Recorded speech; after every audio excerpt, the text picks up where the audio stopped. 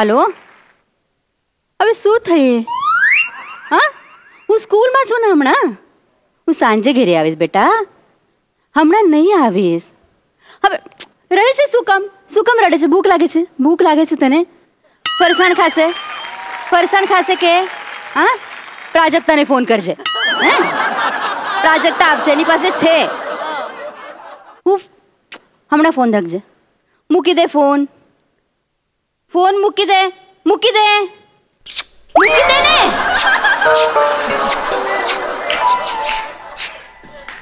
काय चाललं आहे तुमचे तुम्ही ते म्हटलं ना मुकी दे अरे दिली मुकी दे એટલે ठेव सांगते ना मी अच्छा ठेव का हा તમે કોણ છો પહેલા તે મને કહો તમે કોણ છો પહેલા एक पुढे या इकडे पुढे या काय पुढे या कोण છો તમે हे बघा ही महाराष्ट्रातली शाळा आहे मराठी शाळा तुम्ही मराठीत बोला माझ्या बरोबर एक मिनिट काय आहे ना की मी गुजराती आहे ना त्यामुळे मला नाही येते मराठी बोलता म्हणून मी असे बोलते हा ओके इंग्लिश में बात करें नाही इंग्लिशचा माझा प्रॉब्लेम आहे let's talk in English no talk English तुम्ही मराठीत ना बोला काय मी प्रॉब्लेम मी ऍडजस्ट करून घेईन मी मध्यम वर्गीय माणूस आहे ना ऍडजस्टमेंट माझ्या रक्तात ओके पण तुम्ही हाय कोण म्हणजे आपले ओळखाण नाही आहे ना ते मी ओळखलं नाही तुम्हाला मी अतुल तोडणकर नाही माझ्या लक्षामध्ये नाही येत आहे अहो तो अथर्व आमचा तुमच्या शाळेत आहे ना अच्छा ते केजी मध्ये ते अथर्व तोडणकर अच्छा त्याचे आजोबा आहे तुम्ही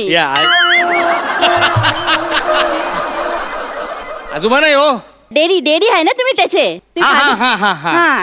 हा ते बरोबर ते काय झालं ऍक्च्युली तुमचा मेसेज आला ना मला फोन शाळेकडून की फी भरायची आहे आणि ते बुक्स वगैरे पण कलेक्ट करायचे आहेत म्हणून मी शाळेत आलो शाळेने सगळ्यांना पाठवले आहे ते आणि तुम्ही शाळेत आलो म्हटलं चला आता आलोच तर तुम्हाला भेटूया ना तुम्ही आता प्रिन्सिपल आहात ना आणि एवढे सगळे फोन केले आम्हाला मेसेजेस केले पालकांना सगळ्यांना म्हणून तुम्हाला पर्सनली थँक्यू म्हणायचं होतं म्हणून मी इथे आलो म्हणजे पेमेंट करणार आहे तुम्ही पेमेंट करायचं कसे करणार आहे पण म्हणजे चेक देणार आहे कॅश आहे की मग ऑनलाईन पेमेंट करणार आहे मी ऑनलाईन कॅश देणार आहे ऑनलाईन कॅश म्हणजे मला समजमध्ये नाही आले मी ऑनलाईन क्लास घेता की नाही मी ऑनलाईन कॅश देणार आहे मला सांगा किती पैसे द्यायचे तुमचे आता तरी 10,000 आहे एक मिनिट 10,000 एक मिनिट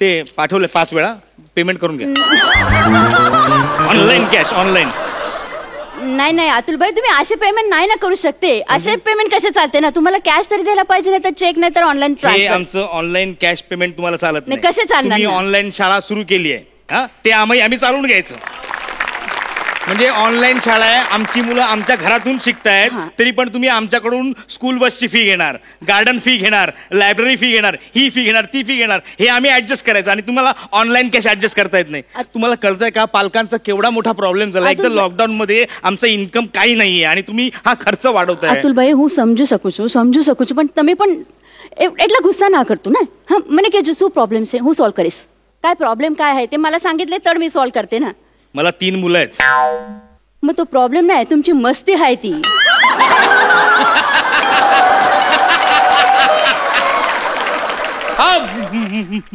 मस्ती काय बोलता म्हणजे मला 3 मुलं आहेत म्हणजे मला आता काय 3 मोबाईल घ्यावे लागणार आहेत का एक मिनिट जगामध्ये तुम्ही एकच माणूस नाही की ज्याला 3 पोरं आहेत म्हणजे इतर पण बरीच माणसं आहेत की ज्याला 3 पोरं आहेत आता तुम्हाला सांगते तुमचे ते अथर्व आहे ना छोटे नानाकुडा त्याचे क्लासमध्ये एक तो मेहता नावाचे पोरगा आहे ते पण 3च सिबलिंग आहे ना बरोबर पण मिस्टर मेहता तर सगळे ट्राय करते सगळे बरोबर होते त्यांच्याकडे कसे प्रॉब्लेम नाही होते तुमच्याकडेच कसे प्रॉब्लेम होते नाही त्याचा टायमिंग चांगला आहे म्हणजे त्याला तिळ आहे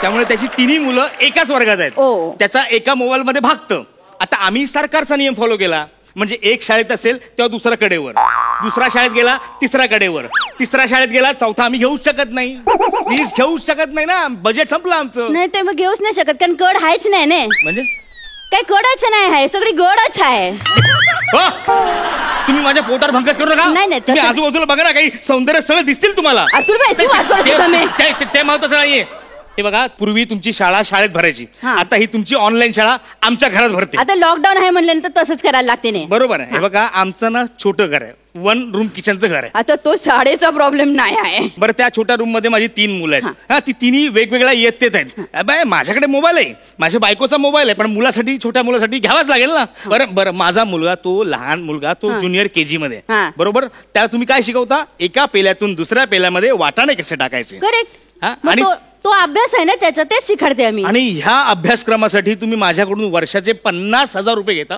मग ते शिकायला नको काय? त्याचे शिक्षण व्हायला नको काय? शिक्षण व्हायला पाहिजे, बरोबर आहे. पण एक दिवशी काय झालं, आमच्याकडे ना आदल्या दिवशी ग्रीन पीस पुलाव केला होता, त्यामुळे वाटाणे नव्हते. म्हणून मी त्याला म्हटलं, एक काम करतो, वाटाणे एका पेल्यातून दुसऱ्या पेल्यात काहीतरी टाकायचं ना, तर तू वाटाण्याच्या ऐवजी फुटाणे टाक. ते शिक्षक चिडले माझ्यावर.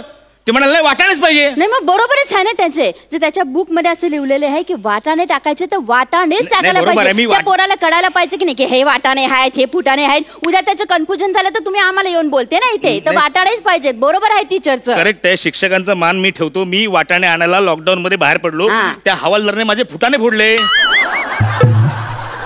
माझ्या फुटाण्याचा कुटाणा केला. मला एक कळत नाही, मुळात एका पेल्यातून दुसऱ्या पेल्यात काहीतरी टाकायचे, ते फुटाणे पडले काय, वाटाणे फोडले काय फरक पडतोय? एक मला गोष्ट कळत नाही तुमची. इतर कुठल्या शाळा जे काही करत नाही ना, ते आमची शाळा करते. माहिती ना तुम्हाला? आता लॉकडाऊन झालेला आहे, पण तरी सुद्धा आम्ही पोरांना पिकनिकला नेले की नाही? मग त्याच्याबद्दल का नाही तुम्ही बोलत? व्हर्च्युअल पिकनिक अरेंज केली ना, दुसऱ्या कुठल्या शाळेने केली नाही, आमच्या शाळेने केलेली आहे. काय कमाल आहे तुमची शाळा. म्हणजे मुळात पिकनिकला तुम्ही तुमच्या नवऱ्याबरोबर गेलात आणि तिकडे महाबळेश्वरला गेल्यानंतर त्या मोबाईल वरून ऑनलाईन तुम्ही सगळ्या मुलांना हा पॉइंट, तो पॉइंट, हा पॉइंट हे दाखवलं आणि तुमची पिकनिक जी तुम्ही एन्जॉय केली त्याचा खर्च आमच्याकडनं घेतला. अरे पण ते लक्झरी बस दिसते नाही का तुला ऑनलाईन? ती नाही दिसली तुला. त्याच्यानंतर त्याचा ब्रेकफास्ट नाही दिसला, त्याचा लंच काय दिसला नाही. आणि मला सांग, लॉकडाऊन मध्ये पोरांना तिथे घेऊन जाता येते काय? नाही ना. म्हणून मग ते मोबाईल मध्ये पॉइंट दाखवले, ते पॉइंट दिसले ना तुझ्या पोराला. व्हर्च्युअल पिकनिक झाली ना त्याची. तुम्ही पॉइंटलेस बोलताय. हे बघा, मुळात ब्रेकफास्ट आणि लंच तुम्ही हाताळलात आणि त्याचे पैसे आमच्याकडनं वसूल केले. आणि कुठली लक्झरी बस? तुम्ही तुमच्या नवऱ्याबरोबर तुमच्या कारने गेलात, पर्सनल. हे तुम्हाला कसं कळलं? हे मला नाही, हे सगळ्यांना कळलंय, सगळ्या पॅरेंट्सना कळलंय. कारण तुम्हाला सतत रेकॉर्डिंग करण्याची खास आहे ना. ते रेकॉर्डिंगचं बटन चालूच राहिलं होतं. जेव्हा तुम्ही हॉटेलमध्ये रूम मध्ये गेलात ना, रेकॉर्डिंग चालू होतं. पुढचं इंटरेस्टिंग मी नाही सांगणार.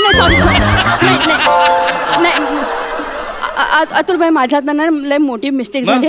काय नाही, ते एवढे टेन्शन असते ना मला, ते मी रेकॉर्ड बंद करायचे विसरून गेले. ते ऐका ना, तुम्ही असं रागू नका ना प्लीज. मी रागवत नाही. तुम्ही एक काम करते, व्हर्च्युअल पिकनिकचे जे पैसे आमच्याकडनं लुबाडलेत ना तुम्ही, ते पैसे आम्हाला परत द्या प्लीज. अतुल भाई, मी तेच सांगायचं ट्राय करते तुम्हाला.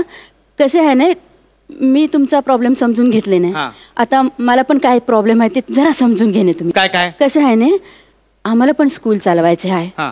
जे स्टाफ आहे त्याचे पेमेंट करायचे आहे. त्यामुळे सगळ्या पोरांचे ते फी नाही आम्ही परत करू शकते. म्हणून या सगळ्या गोष्टी केलेल्या आहेत ना. तुम्हाला त्याच्या मोबदला काहीतरी भेटायला पाहिजे की नाही?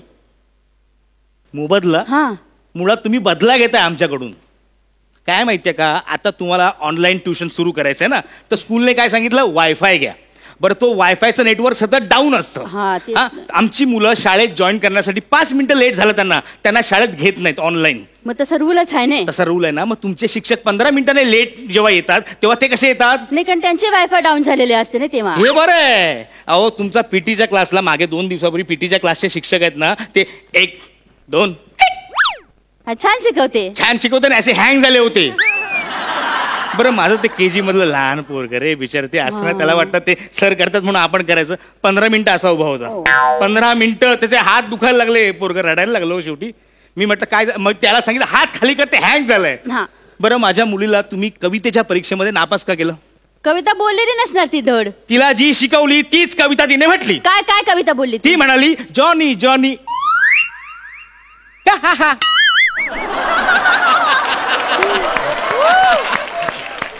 तिने म्हटली कविता बरोबर. अतुल भाई, चुकीची अशी कविता नाहीच आहे. ही नाहीच आहे ना कविता. अशी बोलले तर तिला नापासच करतात. मान्य, ती कविता नाहीये. त्या कवितेमध्ये मध्ये मध्ये शब्द पण आहेत.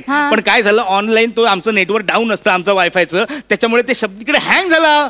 तिला वाटलं हीच कविता आहे. मग तो तुमचा प्रॉब्लेम आहे ना. तुम्ही स्पीडी वायफाय का नाही लावून घेते? क्या बात आहे. म्हणजे तुम्ही शिक्षकाने, तुम्ही शाळांनी हे गृहीतच धरलाय का की हा सगळा खर्च प्रत्येक पालकाला परवडणार आहे तो? अतुल भाई, आपल्या पोरासाठी तेवढी करायलाच लागते की नाही आपल्याला? इमोशनल करता तुम्ही आम्हा पालकांना सगळ्यांना. मुलाचं भवितव्य या नावाखाली आम्ही सगळी ऍडजस्टमेंट करतो. नाही, मी करू शकतो, कारण मी ते ऍडजस्टमेंट माझ्याकडून होते. तुम्ही तो वायफाय घ्यायला सांगितला, आम्ही घेतला. आता स्पीडी वायफाय पण घेतो. तुम्ही ते आणखी काय ते आम्हाला वर्कशीट वगैरे प्रिंट आउट करायला सांगता, ते डाउनलोड करायला सांगता. त्यासाठी आम्ही प्रिंटर पण घेतलाय 8,000 रुपयाचा. पण हे मला परवडतंय हो. देशातल्या इतर गरीब मजूर लोकांना, शेतकरी लोकांना हे परवडणार आहे का?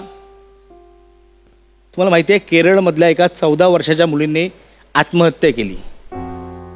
का? तिच्या वडिलांना मोबाईल आणि इंटरनेट परवडत नव्हतं म्हणून. आणि या रॅट रेसमध्ये आपण मागे पडू म्हणून तिने स्वतःचं जीवनच संपवलं. आपल्या शाळेतल्या पोरांनी असा विचार नाही करायला पाहिजे ना, की आम्ही बाहेर पडू, मागे पडू. असा विचार आपल्या शाळेतल्या पोरांनी नाही करायला पाहिजे, म्हणून हे सगळे चाललेले आहे. मला सांगा, जगाचं स्पीड किती आहे? त्या स्पीडला आपल्या शाळेतल्या पोरांनी मॅच करायला पाहिजे का नाही?